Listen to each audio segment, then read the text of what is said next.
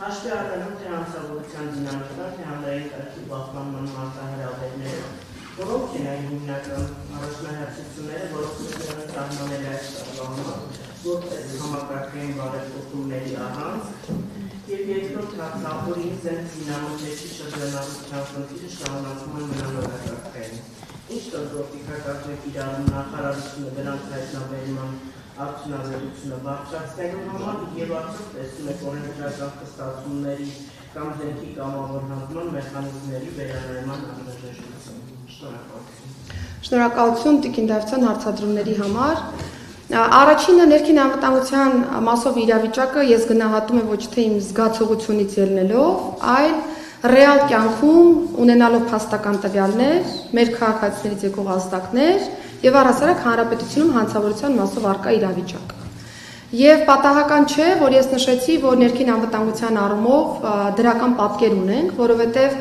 ռեալ կյանքում 2025 թվականին կատարված հանցագործությունների թիվն ենք ըստ էության երբ որ վերլուծում, մենք տեսնում ենք, որ ընդհանուր առմամբ ունենք հանցագործությունների թվի 3.2%-ով նվազում։ Ընդ որում ես հատկանշական եմ համարում հատկապես հանցագործությունների այն խումբը, որը մարդու դեմ ուղղված հանցագործություններն են, եւ մենք նկատում ենք, որ մենք նվազում ունենք նաեւ այս բլոկով, ինչը ընթացիկ տարում եղել է մեր թիրախներից մեկը, եւ ես պիտի նշեմ, որ մարդու դեմ ուղղված հանցագործությունները նվազել են 1739-ով կամ 23.2%-ով։ Եվ կարեւոր եմ համարում այն նաեւ ցուցանիշի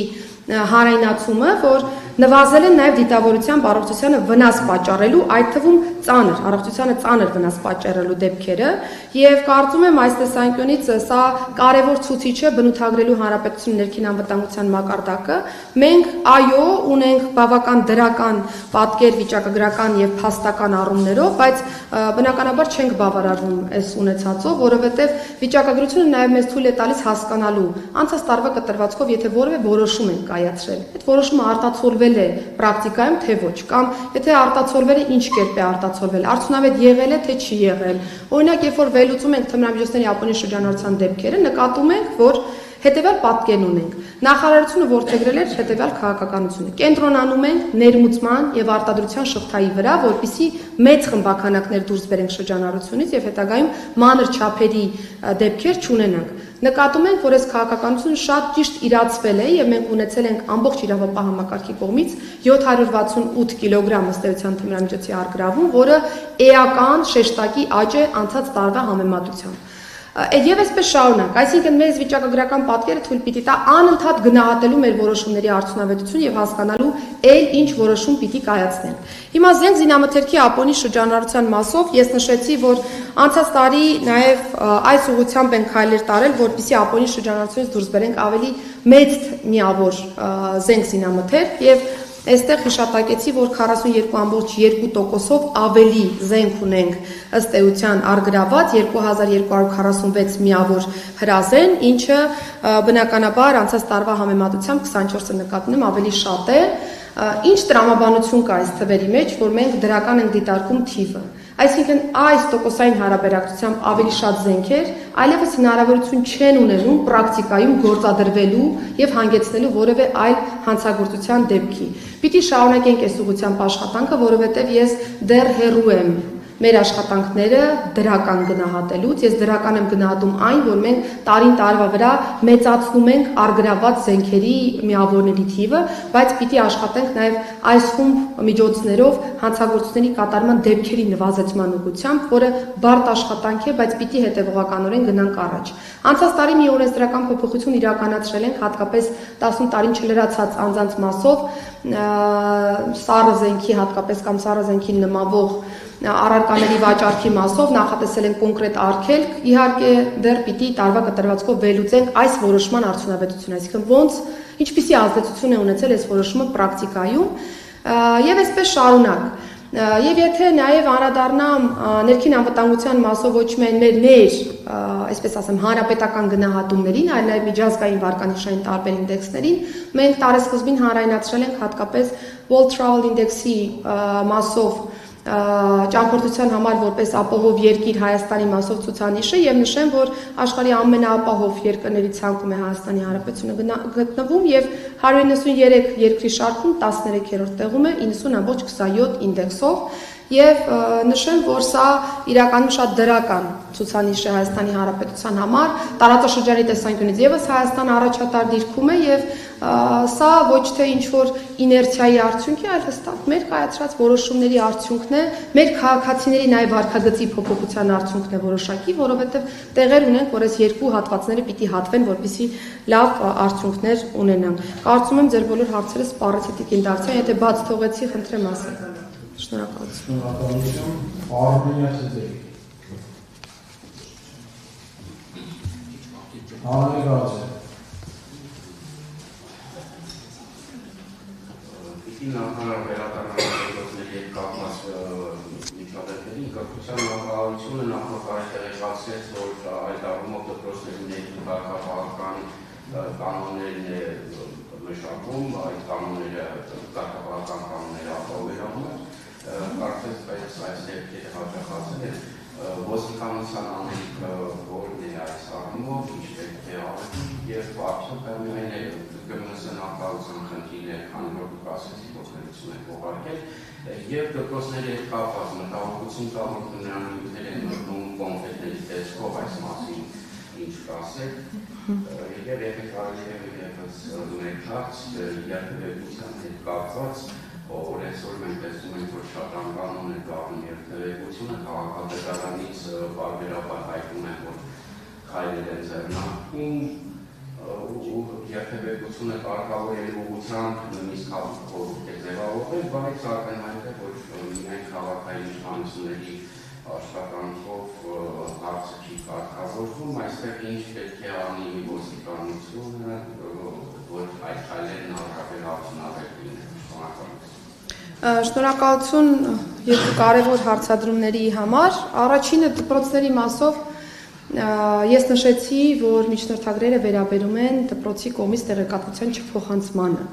իրավապահ համակարգին։ Այսինքն այդքանով է, որ մենք միջնորդագիրը ներկայացնում ենք կրթության, գիտության, մշակույթի եւ սպորտի նախարարություն։ Բայց այստեղ ճիշտ եք նկատում, ենթատեքստը նաև նկատի ունենալով ձեր հարցադրման, որ մի քանի մարմիններ է, որ անելիք ունեն եւ նաև մի քանի սուբյեկտներ է, որ անելիք ունեն։ Նկատի ունեմ դպրոցի տնօրենությանը, մանկավարժական համայնքին, ծնողներին, երեխաներին, տարածքի սոցիալական ծառայությանը, համայնքին, այո, կրթության, գիտության, մշակույթի, սպորտի նախարարությանը, ներքին գործերի նախարարությանը եւ այսպես շարունակ։ Այսինքն յուրաքանչյուրը իր անելիքը ունի ընդհանուր մասնաբաժնային այս ամբողջ process-ում, բայց շատ կարեւոր է, որ մեր ընկալումներն էլ նույնը լինեն հարցի հետ կապված։ Տեսեք, օրինակ, մենք այս վերջերս ակտիվացրել ենք հատկապես դպրոցներ այցելությունները եւ ուսուցչական անձնակազմի հորդորով համայնքային ոստիկաններից մեկը հորդորում է անչափահասներին, դասապրոցեսի մասնակիցներին, որ հնարավորինս քիչ օգտվեն բջջային հեռախոսներից կամ կոգիկ տեսքով ներկայանան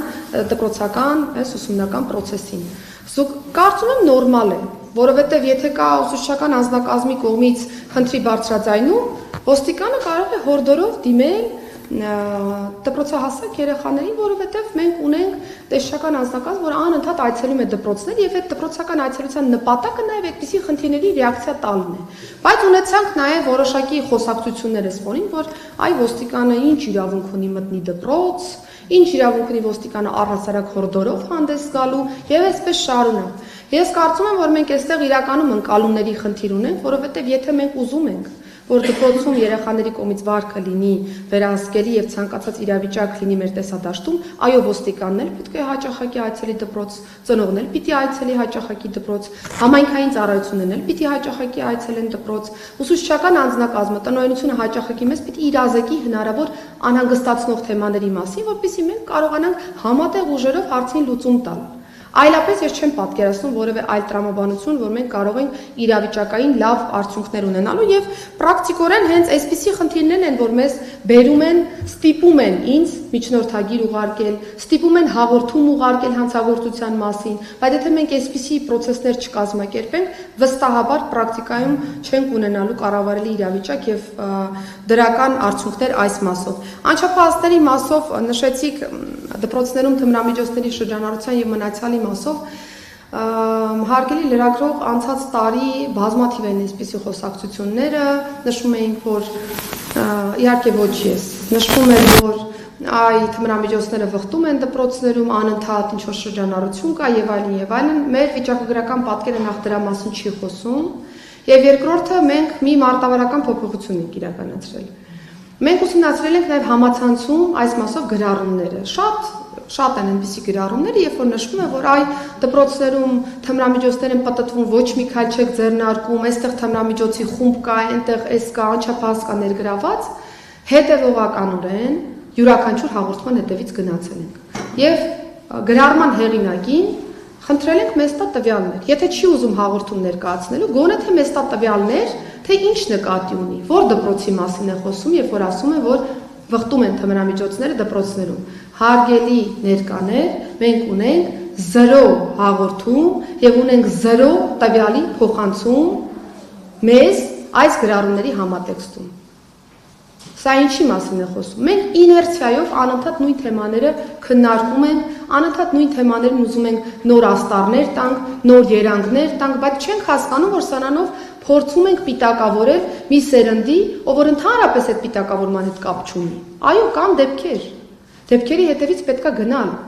Ընդ որում կա դեպք, երբ որ անչափահասի վերագրվել է թմրամիջոցի օգտագործում, բայց հետո քրեական վարույթով այդ տվյալը հերքվել է։ Բայց էլի համացանցում որևէ մեկը չի անդրադառնում այդ տվյալին, բայց համայնքում տվյալ երեխան մնում է այն խոսակցությունների ֆոնի վրա, որ ինքը թմրամիջոց օգտագործող անձ է։ Ես ուզում եմ, որ մենք բոլորս զգույշ լինենք մեր խոսույթի օգտագործման հարցում, հատկապես երբ որ խոսում ենք անչափահասների մասին։